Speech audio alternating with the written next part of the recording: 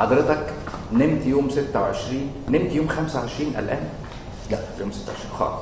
يوم 26 حسيت بايه بعد الناس دي؟ كنت سعيد جدا جدا جدا لغايه لما نكدوا علينا بالاجراء اللي عملوه. هو كل اجراء نجح جدا، يعملوا له اجراء اخر يفشله او يسئله في الاعلام. كان ايه وقتها؟ اللي هو الحادثه بتاعت صباح يوم 27 قدام كل البلاوي اللي بتحصل قدام المنصه عند حادثه بتاعت الكوبري اكتوبر. فضيعوا بهجه اليوم خالص.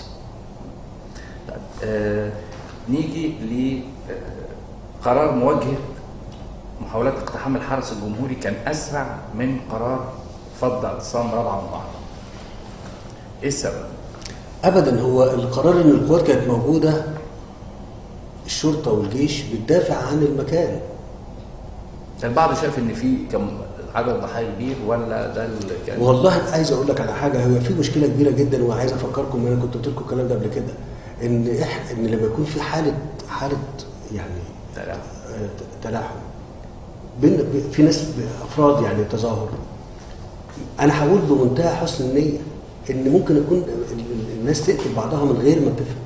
انت بتضرب طلقه وانت مش متعلم. احنا عندنا في الجيش عشان تضرب لازم تكون في خطوط فواصل ومسافات بين الافراد وبعضها، وحد بيسيطر على النيران اللي بتطلع.